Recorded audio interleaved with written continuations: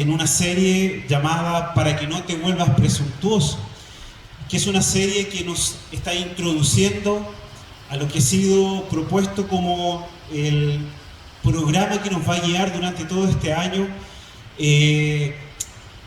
durante estos meses, bajo el texto de 1 de Pedro 2.9. Y estamos en esta primera parte de este texto de 1 de Pedro 2.9 que dice que somos linaje escogido. Y para esta idea de linaje escogido, hemos estado viendo esta serie que se llama Para que no te vuelvas presuntuoso, que se ha desarrollado particularmente en los capítulos 9, 10 y 11 del libro de Romanos. Y para los que no han estado y los que sí han participado, pueden ustedes ir haciendo memoria o ir contándoles un poquito en resumen lo que ha sido este paso por el capítulo 9, 10 y ya hoy día entrando en el 11, lo que será el tema que será expuesto el día de hoy. Y en el capítulo 9 nosotros entendimos que esta soberanía es particularmente una obra, esta elección es particularmente una obra soberana de Dios, que no está basada particularmente en las acciones de los hombres, sino en el beneplácito de Dios. De hecho, nosotros nos enfrentamos a un pueblo que se llamaba el pueblo escogido de Dios, un pueblo de Israel, que el capítulo 9 nos habló que este pueblo rechazó a Dios. Después de eso, vimos una verdad donde nos preguntábamos ¿por qué este pueblo rechazó a Dios? Y concluimos a través de las Escrituras que esta razón no fue porque Dios haya sido injusto con ellos y que por lo tanto ellos hayan respondido a esa injusticia con un rechazo hacia Dios. En el capítulo 9 y entrando al 10, pudimos ver que Israel rechazó la salvación por fe y la razón de esto era porque colocaba su confianza en sus propias obras. Y de esta manera, al poner su plena confianza de justificación en lo que ellos hacían, rechazaron aquello que Dios mismo había hecho como sacrificio en la cruz. Ahora, el domingo pasado, vimos que a pesar de que ellos oyeron con sus oídos la palabra de Dios, de que ellos presenciaron con sus ojos las obras de Dios, de que ellos tenían entendimiento para comprender también el mensaje predicado, a pesar de aquello, ellos tampoco aceptaron el mensaje. Y concluimos que esto promovió que Dios trajera estas bendiciones hacia los gentiles, dejándose encontrar por ellos, dejándose ver por ellos. El texto particularmente que a mí me llamaba mucho la atención del sermón del domingo pasado era esta idea de que Dios se dejó encontrar por un pueblo que no le buscaba. Y hoy día nosotros veremos una conclusión que Pablo va llevando a cabo que pareciera ser bastante lógica, porque si Israel rechazó a Dios, si Israel rechazó la salvación por fe, si Israel oyó el mensaje y no atendió a la voz de Dios, entonces deberíamos concluir que Dios, al mirar a los gentiles, despreció a Israel y lo rechazó.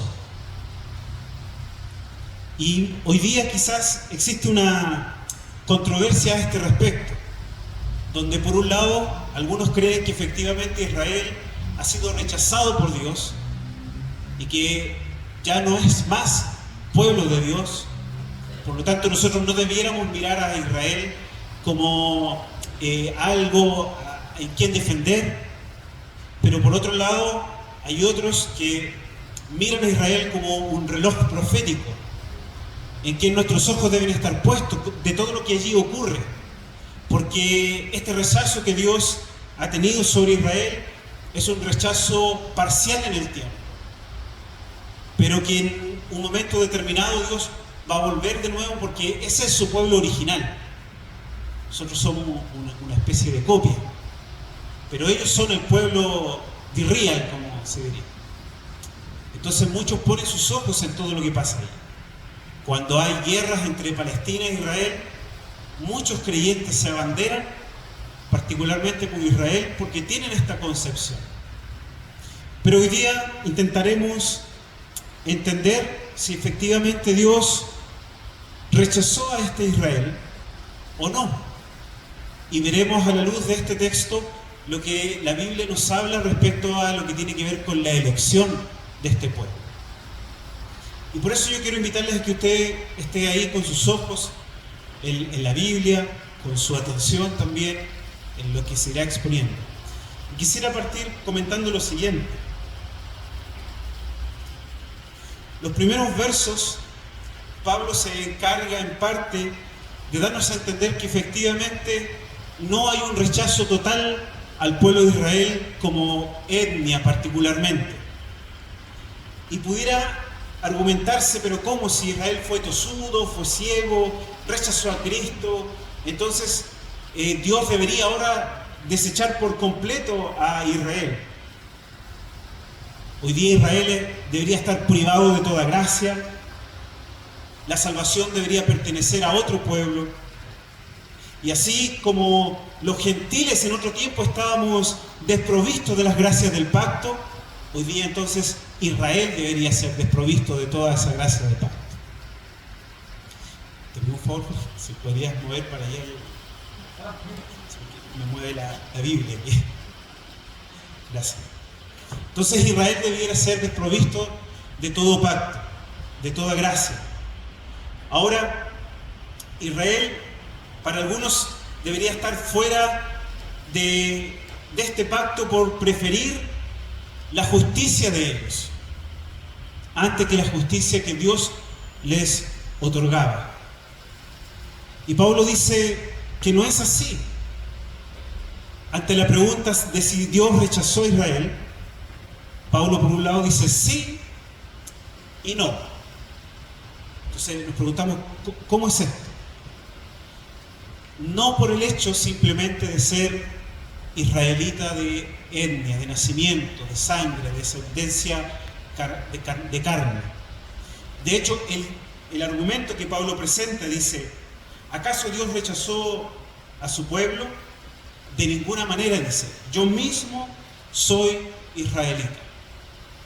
Pablo, siendo el apóstol a los gentiles, se pone frente a esta objeción como ejemplo, diciendo, yo mismo soy israelita.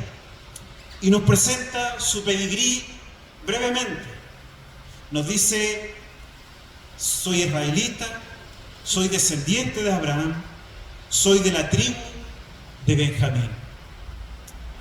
Ahora, nosotros tenemos un relato un poco más acabado en Filipenses 3, del 5 al 6, cuando Pablo presenta este pedigrí respecto a su nacionalidad.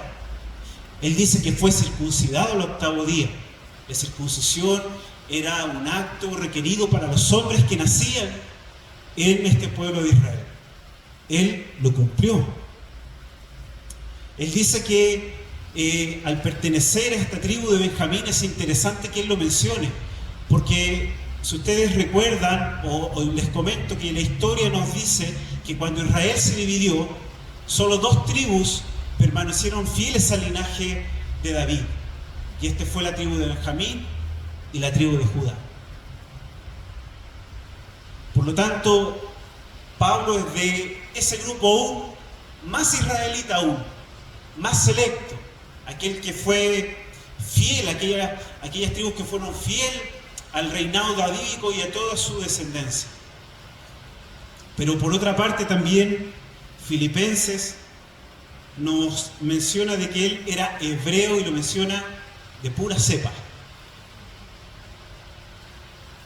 En cuanto a la interpretación de la ley, dice, ¿cómo he vivido yo? No solo quién soy respecto a la familia de donde nací, sino que cómo me he conducido y cómo me he comportado delante de ustedes. En cuanto a la ley, dice, fariseo. Y en términos generales, todos sabemos que un fariseo era estricto en el cumplimiento de la ley. De hecho, Jesús, para reprochar su dependencia de la ley, menciona que nadie puede ir al Señor si su justicia no es mayor que la de ellos. Para aquellos que miraban las obras de la ley. Entonces, Pablo era un hombre intachable, dice, frente a las exigencias que la ley israelita tenía para ellos. No había reproche. Ahora, esto no quiere decir que él no era pecador. De hecho, él menciona posteriormente su incapacidad de hacer el bien. Pero sí, frente a los hombres, nada se podía decir respecto de su cumplimiento. Entonces, él mismo está diciendo: yo soy un israelita, por lo tanto no debemos concluir que Dios le dio vuelta a la espalda a Israel simplemente por ser una nación consanguínea de israelitas. Si seguimos avanzando, el verso 2 nos dice: Dios no rechazó a su pueblo al que de antemano conoció. Por lo tanto, podemos entender nosotros en esta idea de que de antemano conoció aquellos que Él mismo eligió para hacer lo suyo. Dios mismo eligió dentro de esta nación de Israel también a los suyos. Él escogió desde antes. Él los conoció desde antes. Él no rechazó a aquellos que conoció. Es interesante este término conocer, porque generalmente la Biblia, cuando menciona este término de conocer, lo hace en el mismo sentido que cuando nos menciona que Adán conoció a Eva, para mostrarnos que entró en una relación de intimidad. Por lo tanto, nosotros no debemos pensar que con aquellos con los cuales Dios entró en una relación de intimidad, simplemente los rechazó. Los tomó para sí y después los dejó. Pablo dice: no. El simple hecho de ser israelita no me provoca ser rechazado por Dios. No debiéramos nosotros pensar entonces que Israel hoy día se encuentra completamente en oscuridad, o que desde los tiempos posteriores a Jesús en adelante Israel no ha tenido opción alguna de conocer la gracia de la salvación. De hecho, ya que hemos establecido que no todos los israelitas son el verdadero Israel, podemos efectivamente concluir, por lo tanto, que al rechazar Dios a un pueblo étnico, no está rechazando el verdadero Israel. Si ustedes pueden hojear en su Biblia un par de hojas antes, en el capítulo 9, versos 6 y 7, y ya se ha expuesto en los sermones anteriores, dice: ahora bien, no digamos que la palabra de Dios ha fracasado. Lo que sucede es que no todos los que descienden de Israel son Israel. Tampoco por ser descendiente de Abraham son todos hijos suyos. Al contrario, tu descendencia se establecerá por medio de Isaac. Y el verso 10 al 13 también dice lo siguiente: no solo eso, también sucedió que los hijos de Rebeca tuvieron un mismo padre, que fue nuestro antepasado Isaac. Sin embargo, antes de que los mellizos nacieran o hicieran algo bueno o malo, para confirmar el propósito de la elección divina, no en base a las obras, sino al llamado de Dios, se le dijo a ella: el mayor servirá al menor. Y así está escrito: amé a Jacob, pero aborrecí a Esaú. ¿Qué concluiremos acaso? ¿Es Dios injusto? De ninguna manera. Es un hecho que a Moisés le dice: tendré clemencia de quien yo quiera tenerla, y seré compasivo con quien yo quiera ser. Ya hemos ahondado en este texto, pero incluso dentro del pacto de la promesa que Dios hizo con Abraham, Dios eligió también particularmente en quienes Él iba a continuarse. Por lo tanto, nos dice que no todos los descendientes de Israel son verdaderos israelitas. Por eso es que podemos nosotros concluir de que efectivamente Dios no rechazó a Israel, pero sí también lo hizo. ¿Se entiende? No todo el que forma parte del pueblo visible de Dios, y pongamos atención en esto, porque es aplicable también para la iglesia visible. No todo el que forma parte del pueblo visible de Dios es parte del pueblo eterno de Dios. Porque ya hemos establecido que no todos eran verdaderos israelitas, a pesar de haber nacido en Israel. Esto debería infundirnos un verdadero temor delante del Señor. Mateo 13, 24 al 30, Jesús nos explica un poco en más detalle esto con una parábola, al hablarnos que en un mismo campo crece tanto trigo como cizaña. Y nosotros vemos por medio de las Escrituras cómo los falsos maestros no son agentes externos a la iglesia, no son agentes externos al pueblo de Dios. La historia del Antiguo Testamento nos habla que los falsos profetas y aquellos que levantaron su mano en contra de sus propios hermanos no siempre eran enemigos externos del pueblo de Dios. Por lo tanto, examinémonos, hermanos, porque no todo el pueblo visible de Dios es pueblo eterno de Dios. Podemos también decir que es interesante que Pablo menciona su descendencia de Abraham para mostrarnos que el pacto visible a nuestros ojos no está establecido por la carne de descendencia de Abraham, sino por la fe. Cuando Pablo menciona su descendencia de Abraham, lo hace porque ya estableció él que los hijos de Abraham son aquellos que han puesto su fe en Cristo Jesús. Gálatas 3:7, en otra carta, Pablo establece esto con más claridad. Dice, por lo tanto, sepan que los descendientes de Abraham son aquellos que viven por la fe. Y en este sentido, queridos hermanos, si usted es una persona que vive por la fe, entonces puede decir con Pablo, yo soy descendiente de Abraham. Y soy también, por lo tanto, un verdadero israelita. Y sin duda alguna el Señor a usted no le ha rechazado. Por lo tanto, en ese sentido podemos decir que Dios no ha rechazado a Israel. Porque Dios ha conocido quienes son suyos de antemano. Pero, si bien es cierto, hay un rechazo a esta etnia que disfrutó las bendiciones del Señor, dentro de esta descendencia por la carne, también hay personas que son parte del pacto por la fe.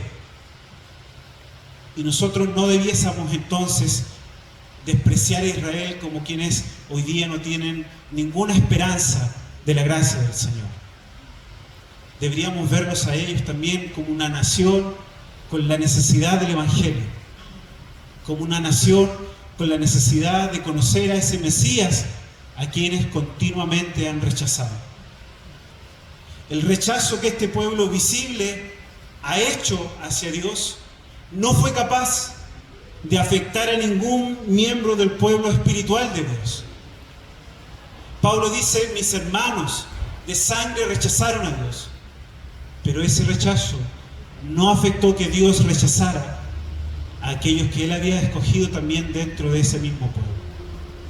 Pablo es prueba fiel de aquello, por lo cual los israelitas de sangre que han sido salvados no por ser israelitas de sangre, han sido salvados por ser israelitas del pacto eterno espiritual de Dios. Esto nos muestra la fidelidad y la inmutabilidad de Dios. Él permanece fiel a su pacto, Él nunca lo ha roto, Él nunca lo ha incumplido. Cuando Él ha dejado de lado a Israel, nunca lo hizo y nunca lo ha hecho con aquellos que han sido suyos desde el principio. Y esto nosotros lo podemos ver de qué forma. Y es lo que nos dicen los versos del 4 al 6. Dios, dentro del pueblo visible, guarda para sí un remanente. A pesar de que los israelitas lo rechazaron, Él preservó a su pueblo. porque la salvación es del Señor y no depende de la dignidad de un pueblo. Y este es nuestro segundo punto, que Dios guarda a un remanente para sí, a pesar del rechazo de los hombres. Y lo vemos nosotros ahí en su Biblia, en los versos 2, finalizando el verso 2 en adelante, dice: ¿no saben lo que relata la Escritura en cuanto a Elías? Acusó a Israel delante de Dios: Señor, han matado a tus profetas y han derribado tus altares. Yo soy el único que ha quedado con vida, y ahora quieren matarme a mí también. ¿Y qué les contestó la voz divina? He apartado para mí 7,000 hombres que no se han arrodillado ante Baal. Así también hay en la actualidad un remanente escogido por gracia. Este es otro argumento del cual nosotros podemos decir que Dios no ha rechazado a Israel totalmente. ¿Por qué razón? Ahora el ejemplo Pablo lo saca de sí mismo y lo lleva a Elías, un profeta que actuó y que Dios usó en un tiempo muy oscuro de la nación de Israel, uno de tantos, pero uno muy oscuro. Elías ve el mundo que le rodea y se encuentra en una desolación espiritual. Y Pablo enlista cómo era visible la perversión en los tiempos de Elías. Idolatría, dice. Crímenes no solamente contra sus hermanos, sino que contra los enviados de Dios, contra profetas. Por lo tanto, impiedad por doquier. El mundo de Elías era un mundo que promovía la desesperanza en él. No era posible distinguir una iglesia, un pueblo fiel en ese entonces. Elías, un hombre lleno del Espíritu Santo, no podía distinguir un pueblo fiel. Y aún en ese escenario, en su diálogo con Dios, movido por su celo que le consumía, como nos dice el texto, viendo que todos se habían rendido ante los distintos ídolos de las demás naciones, particularmente de Baal, y estando él ahí como un último heraldo, a punto de sucumbir a la espada del enemigo, a punto de ser llevado por la muerte, pensando quizás en la extinción de un pueblo fiel al Señor, Dios le dice: estás equivocado, Elías. Estás muy equivocado. ¿Por qué razón? Dios le muestra su error. Y la razón es porque el acto de la preservación del pueblo de Dios no dependía de los hombres que doblaban su rodilla a los ídolos, sino que esto dependía completamente de Dios, quien dobla el corazón de quien Él quiere, según nos dice Proverbios 21. Es interesante, hermanos, cómo la desesperanza muchas veces llega a nuestras vidas en medio de nuestras congregaciones. Al respecto, quise apuntar un comentario que hace Juan Calvino en cuanto a la desesperanza de Elías. Y es interesante poder leerlo. Y él dice lo siguiente: se comprende que por esto hacen mal los que juzgan y aprecian la iglesia únicamente por sí mismos, por su propio criterio. Y si este profeta, hallándose tan abundantemente lleno del Espíritu, se equivocó al juzgar su propio discernimiento al pueblo de Dios, ¿qué podrá suceder de nosotros? Dice, cuando todo en nosotros no es más que debilidad y necedad. El Señor guarda para sí un remanente. El pueblo del Señor no cede a las puertas del Hades. La iglesia no prevalece. O sea, la iglesia permanece. Debemos ser cuidadosos al juzgar nuestros tiempos también. Y esto no significa que no debemos hacerlo. No significa que no vamos a decir que no debiera cada uno de ustedes también tener un juicio respecto a las realidades muchas veces que vivimos en nuestras propias comunidades. Lo que quiero decir con esto es que debemos ser prudentes, cuidadosos y no actuar con ligereza al respecto. Porque aun cuando sea posible evidenciar tan claramente mucha perversión, o incluso cuando no sea posible evidenciar la gracia de Dios en medio del pueblo de Dios, Dios siempre conservará y preservará por su providencia a quienes son suyos. El Señor nos muestra que Él es el que preserva a sus amados, que ha guardado para sí a un número de 7,000, dice, que no se ha inclinado ante estos ídolos, que no se han inclinado ante Baal. Pero también podemos entender lo que normalmente la Biblia nos enseña por esta idea de 7,000. Y sin una intención ni un afán de alegorizar, no es difícil concluir que necesariamente no era un número exacto de personas, sino que el 7 siempre está asociado a la plenitud. Y nosotros entendemos entonces que el pueblo de Dios siempre es preservado en su plenitud, que no hay nadie que sea verdadero israelita que se pierda, ni que sea alcanzado por el rechazo de Dios, ni en el tiempo de Elías, ni en el tiempo de Pablo, ni en el tiempo de nosotros, ni en los tiempos que vendrán. No hay nadie que sea parte del pleno pueblo de Dios que haya sido perdido, que haya sido rechazado por Dios.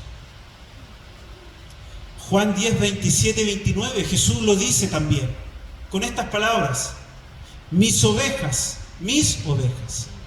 oyen mi voz. Yo las conozco, dice él. ¿Y ellas qué hacen? Me siguen. Yo doy la vida por ellas.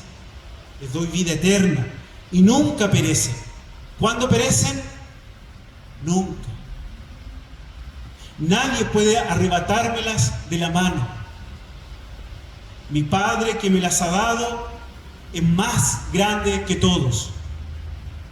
Y de la mano de mi Padre nadie las puede arrebatar. Y eso es, queridos hermanos, porque Dios nos guarda en su mano. Él nos preserva, Él nos cuida. Aunque el día de mañana estemos en una oscuridad y probablemente nuestra comunidad no sea un lugar grato donde venir, ¿cree usted que si es un pueblo donde Dios tiene sus elegidos, entonces Dios los va a preservar y Él los va a cuidar? Israel se veía completamente perdido. Jesús maldice una higuera en profecía de este desprecio hacia este pueblo. Pero eso no significó que los israelitas, que eran parte del pacto espiritual y eterno de Dios, hayan sido desechados ni despreciados por el Señor.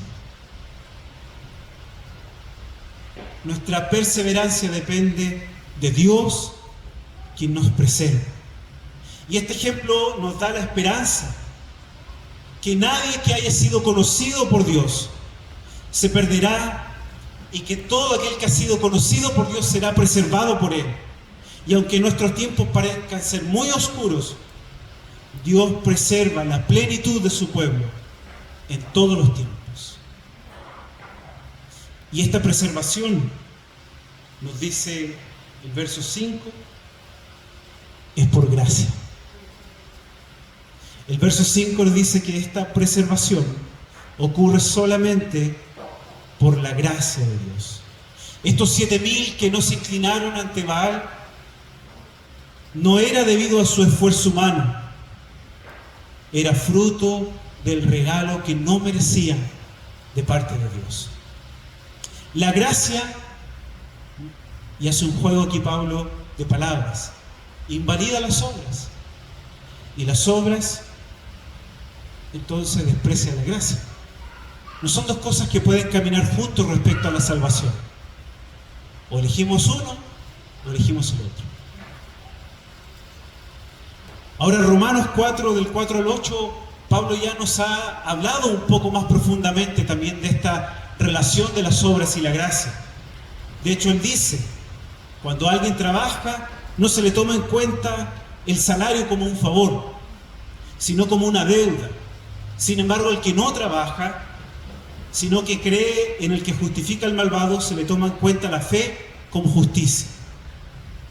David dice lo mismo cuando habla de la dicha de aquel a quien Dios le atribuye justicia sin la mediación de las obras. Y en el verso 7 de Romanos 4, Pablo dice, citando a David, dichosos aquellos a quienes se les perdonan las transgresiones y se le cubren los pecados. Dichoso aquel cuyo pecado el Señor no toma en cuenta. La gracia y las obras respecto al mérito de salvación son contrarias los unos de las otras. Y los 7.000 que han sido sostenidos, y los que eran sostenidos en los tiempos de Pablo, y quienes somos sostenidos en el día de hoy, solamente somos sostenidos y preservados por la gracia de Dios. De manera que los israelitas rechazados, al aceptar los méritos de las obras, desechaban la obra que les era dada por gracia. Y al aceptar el regalo de Dios, deberíamos nosotros entonces desechar aquello a lo cual se nos puede atribuir cualquier mérito. Porque ambas cosas no caminan juntas. Todo aquel que busca justificarse delante de Dios por sus obras, rechaza la justicia que le es ofrecida por gracia. Y todo aquel que rechaza la gracia, rechaza al Señor. Y el Señor, por lo tanto, también le rechaza. Pero aquel que encuentra la justicia de Dios como un regalo que no merece, de pura gracia, es porque Dios le ha conocido y se le ha dado a conocer. Y Él será preservado y no se perderá jamás. La justicia de Dios es dada por la soberana elección de Dios. Eso es lo que entendemos en estos pasajes también. La justicia de Dios se nos es dada por su soberana elección, no por nuestros méritos. ¿Cómo entendemos entonces que podría haber arrogancia en nosotros si la única diferencia que hay es la obra de elección incondicional que Dios ha hecho, según el propio beneplácito de su voluntad, y no por algún mérito que nos permita estar en este lugar el día de hoy? Por eso Pablo se molesta tanto con los Gálatas, cuando ellos tropezaron buscando los méritos nuevamente en las obras. Si nosotros, hermanos, estamos definiendo nuestro mérito en base a nuestras obras, abandonemos esta idea, salgamos de ahí, caminemos por otro lugar. Ese no es el sendero por el cual hallaremos al Señor. Ese no es el camino en el cual Dios se deja encontrar. El camino en el cual Dios se deja encontrar es aquel camino de la fe, aquel camino de la gracia, aquel camino donde la justicia nos encuentra no en base a nuestros méritos, sino que a pesar de nuestros méritos. Ahora, podemos también decir que, y es importante y oportuno mencionar que la gracia opera efectivamente independiente de la fidelidad de los hombres. Sin embargo, esto no es una licencia para el pecado. Pues bien nos dice el texto que quienes han sido preservados son aquellos que persisten en la gracia de la fe, aquellos que no doblan sus rodillas ante Baal. Por lo tanto, no pensemos que vamos a ser preservados independientemente de que si vivimos una vida doblegada delante de todos nuestros ídolos. Y no pensemos que estemos siendo preservados si vivimos en conformidad con los ídolos de este mundo. Aquellos que son preservados como pueblo de Dios están de pie ante el mundo, no de rodillas delante de las vanas filosofías de esta sociedad. Y esto nos lleva a nuestro tercer punto. ¿A quiénes rechaza Dios? Y esto lo vemos en los versos 7 al 10. Dios solo rechaza a aquellos que no son parte de su pueblo. Todo el que perece por su propio pecado perece. Los que perecieron no fueron elegidos, quienes fueron dejados en su estado natural. El verso 8, Pablo cita dos textos, Deuteronomio 29:4 e Isaías 29:10.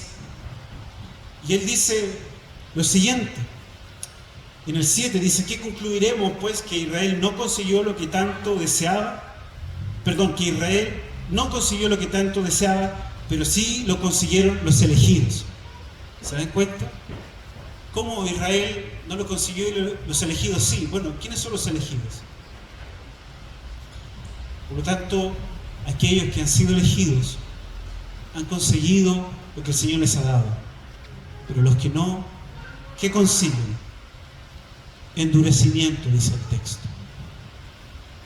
Como está escrito, dice el verso 8, les dio un espíritu insensible, ojos con los que no pueden ver y oídos con los que no pueden oír hasta el día de hoy. Esto es algo que Pablo ya ha mencionado también en otra parte, en el capítulo 3, cuando nos dice que el ser humano, todo el ser humano bajo el cielo, judío o gentil, todo ser humano sin Cristo, la realidad tuya y mía cuando estábamos sin el Señor, o la realidad tuya si aún estás sin el Señor, la realidad de toda la humanidad sin Cristo, es que sus ojos no son útiles para conocer al Señor. Que la condición de todo hombre es que se encuentra muerto. No hay nadie que busque a Dios, no hay nadie que desee a Dios, no hay quien entienda lo que Dios ha hablado. Es lo mismo que Pablo ya ha mencionado. Y el texto nos dice, y él acá ocupa una palabra un poco distinta a la del salmista, a la de los textos anteriores, cuando dice, les dio un espíritu insensible. Yo no sé si usted alguna vez, yo creo que sí, todos somos seres humanos y esto es parte de eso. Le ha pasado que ha apoyado mucho tiempo una parte de su cuerpo, un brazo, una pierna, y se le ha quedado dormida. Y usted se pellizca y no siente nada. Esa es la insensibilidad de la cual habla este texto. Si no lo ha hecho, pruébelo. Usted se va a pellizcar y no va a sentir nada, dolor. Hay una indiferencia a lo que se está haciendo en esa parte del cuerpo. No hay una sensibilidad. De esta forma, Pablo dice que se encuentra todo hombre que no es parte de aquellos que Dios ha elegido para sí. Son insensibles, desprecian al Señor. Y esto es más que un sentido de ignorar o desatender. Esta idea tiene la idea de rechazar, no simplemente de no darse cuenta, que no me di cuenta, no lo vi. O más allá de eso, tiene una idea de ignorar. Y en los versos anteriores, en el sermón pasado, nosotros también vimos esta misma expresión de Pablo. En el capítulo 10, en los versículos 16 al 21, usted puede también ahí ver con sus ojos lo que estos versos nos dicen. Dice el verso 16: sin embargo, no todos los israelitas aceptaron las buenas nuevas. Isaías dice: Señor, ¿quién ha creído nuestro mensaje? Así que la fe viene como resultado del oír el mensaje que se oye y el mensaje que se oye es la palabra de Cristo. Pero pregunto, ¿acaso no oyeron? ¿Fueron falta de palabra de Dios los israelitas? No. Ellos disfrutaban de esa bendición, con mayor claridad que cualquier gentil. Ellos eran instruidos desde pequeños. Tenían la palabra del Señor. Pero sus oídos no les fueron útiles. Sus ojos apreciaron las maravillas del Señor. Vieron los milagros en el desierto. Vieron la mano extendida de Dios todo el tiempo, dice el capítulo 10. Pero sus ojos no sirvieron para ver el Evangelio de Dios. Oídos inútiles, ojos inútiles. Su entendimiento también, dice. ¿No entendieron? Fue inútil. ¿Por qué razón? ¿Por qué? Y Pablo dice en el capítulo 10, verso 20, citando a Isaías: porque el Señor dejó que lo hallaran los que no le buscaban. Porque el Señor se dio a conocer a los que no preguntaban más por Él.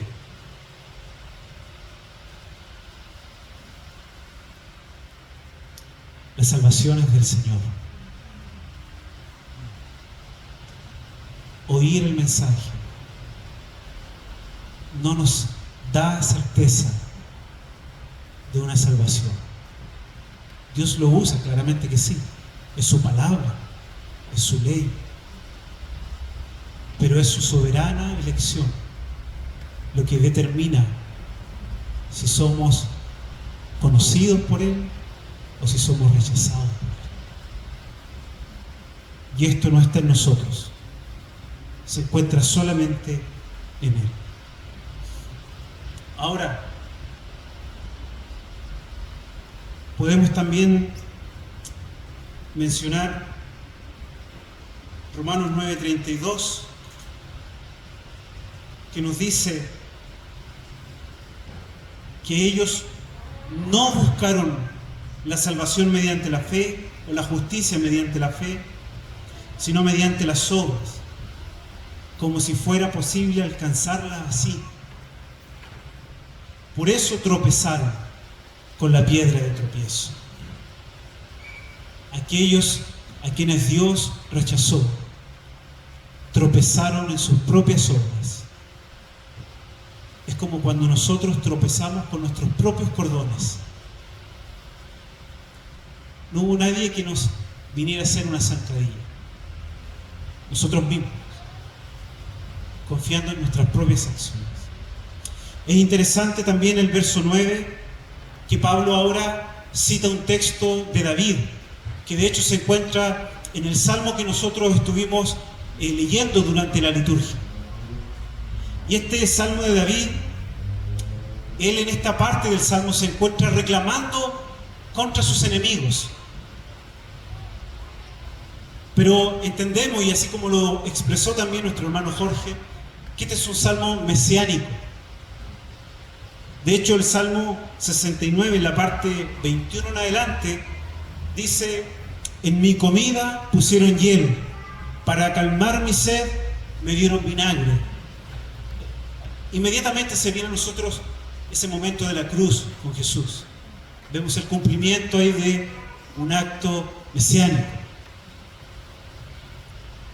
Y él cita este texto y este salmo que dice que se conviertan en trampas sus banquetes y su prosperidad en lazo, que se les nublen los ojos para que no vean y que su fuerza flaqueen para siempre. Descarga furia sobre ellos y que tu ardiente ira los alcance. Pablo entiende que quienes el Señor ha rechazado y sobre quienes pesa esta maldición, no es porque sean suyos, no es porque sean sus elegidos, no es porque sean sus conocidos, es porque son sus enemigos.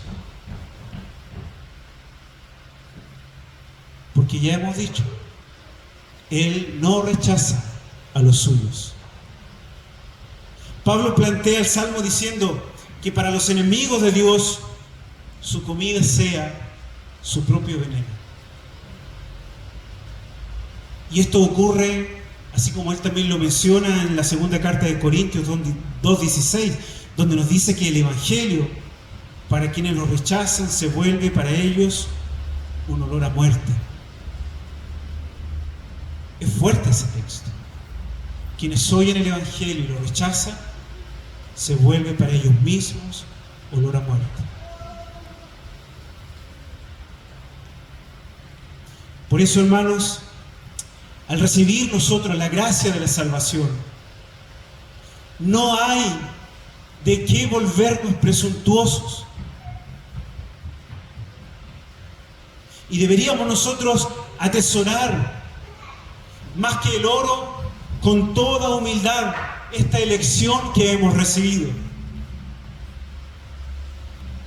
Y hacer lo que nos dice Filipenses 2:12, ocuparnos de esta elección, ocuparnos de esta salvación, pero hacerlo con temor y con temblor. Porque, ¿qué nos ha hecho diferentes a nosotros? No ha sido el entendimiento, no ha sido nuestra capacidad de ver ni de escuchar el Evangelio. Ha sido la gracia electiva del Señor. ¿Cómo podríamos enorgullecernos de sentirnos elegidos? Con temor debiéramos pensar de nosotros, ¿por qué nosotros no le rechazamos?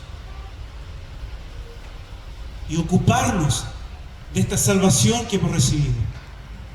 Ocuparnos con temor, con humildad, con temblor.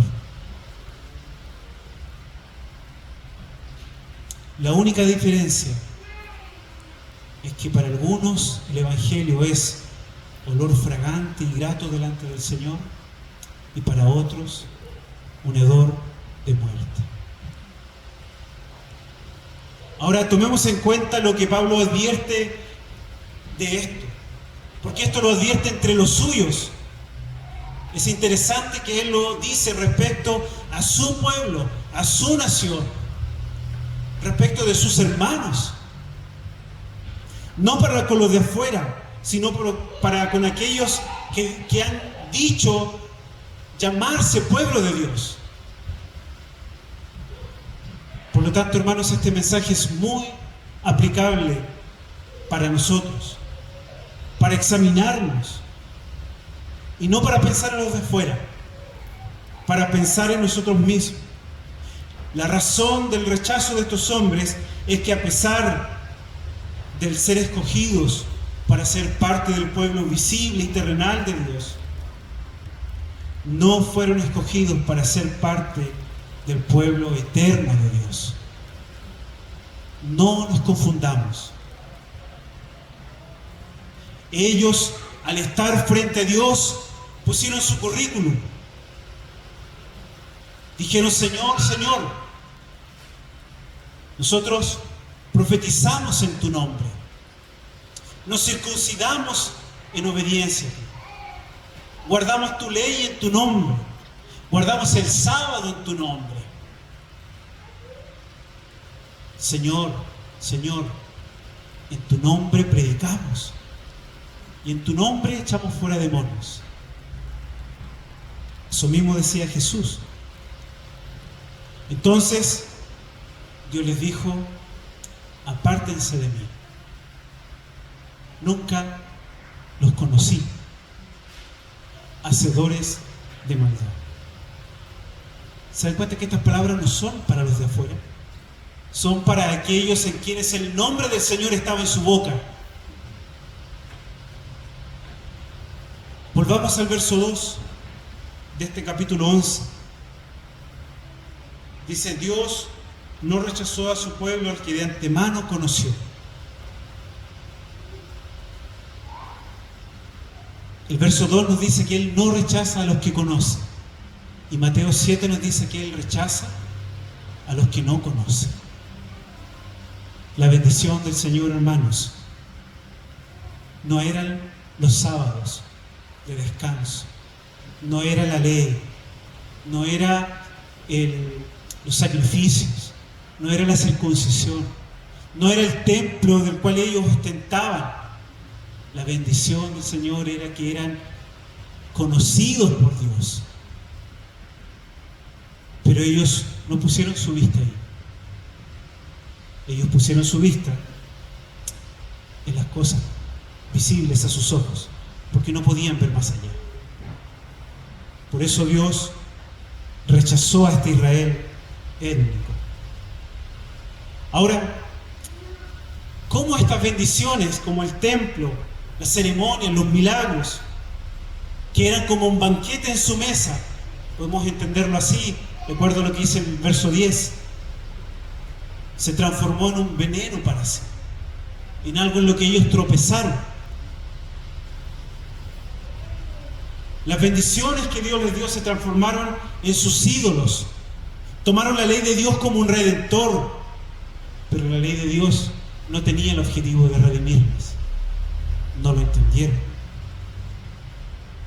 Tomaron el templo de Dios como algo de que enorgullecerse y como aquellos que les proveía la presencia de Dios. Sin templo ellos se sentían despojados de Dios, como si Dios pudiera estar sujeto a un lugar.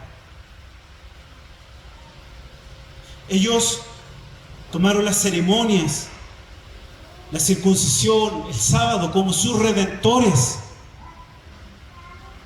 despreciando al verdadero redentor, aquel que apuntaba en cada una de esas cosas. Su mesa llena de bendiciones, pero ellos tropezaron. Y con esto yo quiero hacer la siguiente pregunta: ¿qué bendiciones de Dios hoy pueden ser peligrosas de manera que nos lleven a despreciar a Dios? Piensa en qué bendiciones que Dios tiene en tu vida pueden ser un peligro hoy día, en lo cual tú te encuentres despreciando a Dios. Matrimonio, quizás. Yo puedo sentirme mejor porque estoy pasando un buen pasar en mi vida matrimonial que otros. Es una bendición de Dios. Y eso me da razón para sentirme con verdadera justicia. Hijos, quizás. Mis hijos son muy bien portados. Yo los he educado de forma decente. Así que merezco de alguna u otra manera el favor de Dios. Quizás también puede ser un trabajo. El trabajo que yo tengo no me permite tener comunión con Dios, no me permite tener comunión familiar, no me permite tener comunión en la iglesia, porque quizás esa bendición se ha transformado en un ídolo para ti y estás finalmente despreciando al Señor. Quizás el descanso, no, es que yo me lo merezco, así que no me interrumpan en mi descanso. Quizás este tiempo de vacaciones, y déjenme decir esto, hermanos, nosotros como iglesia, y si alguno quiere retarme después, lo voy a aceptar, pero nosotros como iglesia idolatramos las vacaciones que el Señor nos regala. Desaparecemos, dejamos de ser iglesia, porque ponemos nuestra confianza en la bendición que el Señor nos da, no en el Señor. Meditemos en eso. Quizás nuestra iglesia, la comunidad en la que Dios nos ha puesto, nos sentimos mejor que otros, que aquí verdaderamente se predica el Evangelio, que si un amigo, un familiar viene aquí o no viene aquí y va a otro lado, el Señor probablemente no lo bendiga tanto como acá. ¿Qué cosa, hermano? Piense usted, medite usted. Yo solo puedo decir generalidades. ¿Qué puede ser aquello que puede ser peligroso, que hoy día está en su mesa, como un rico banquete, una bendición hermosa que el Señor le permite disfrutar? Pero que termine tanto mirando la mesa que se olvide del que está al lado sentado junto a usted. Mire cómo terminaron este pueblo de Israel. Tropezó. Y lo único que recibió de parte del Señor fue el rechazo. Pusieron su esperanza y sus ojos en las bendiciones y despreciaron la obra de gracia del Señor. Despreciaron al resto del mundo. ¿Saben cómo nos miraban? Como los incircuncisos. Porque ellos tenían la circuncisión. ¿Y qué les dice el Señor? Que todo su esfuerzo, el verso 10 al final, todo su esfuerzo no es más que fatiga. Eso es lo que dice cuando nos habla de que los ojos se nublen, que la espalda se encorve. ¿Usted se siente cansado? Todo el esfuerzo de nuestras obras, lo único que trae a nosotros es fatiga.